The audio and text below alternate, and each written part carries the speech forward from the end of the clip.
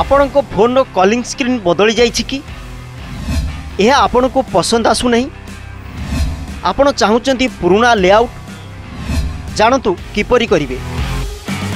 निकटरे Android phone रे calling screen हठात परिवर्तन हेबा समस्त को आश्चर्य कर देइथिला। अनेक मध्य डरी जाइथिले जे बोधहुए सेमानकर फोन हैक होइछि, किंतु प्रकृत कथा हेउछि एही परिवर्तन केवल गूगल नुआ अपडेट जोगु होइछि। गूगल एही वर्ष मे मासरे मटेरियल 3 एक्सप्रेस डिजाइन नामक एक बड़ अपडेट जारी करिथिला। कंपनी अनुसार एही अपडेट गत किछि वर्ष मध्यरे करा जाइथिबा सबुठारु बड़ परिवर्तन।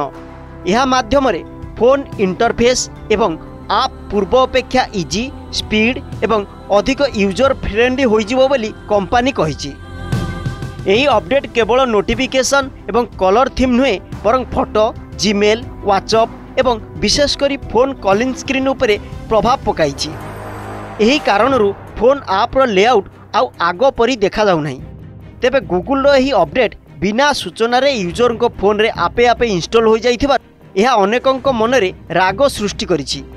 किछि मध्य एही नुआ अपडेट को पसंद करूनांती आउ पुराना इंटरफेस को फेरिबा को चाहुचंती। आपण भी जदि पुराना इंटरफेस को चाहुचंती तेबे फोन रो सेटिंग रे आप सेक्शन को जानतु। यहाँ पर ऊपर डाहाण पाखरे थिबा 3टी बिंदु उपरे टैप करंतु। एठारे आपण अनइंस्टॉल अपडेट्स ऑप्शन पाइबे, यहाँ उपरे क्लिक करंतु। यहाँ पर आपणको सामने एक बॉक्स आसीबो आउ एथिरे लेखा थिबो replace this app with the factory version all data will be removed. यहाँ पर ऐप रो अपडेट डाटा डिलीट होइजिबो एवं फोन रे पुराना स्टाइल रिस्टोर होइजिबो। Bureau report OTV।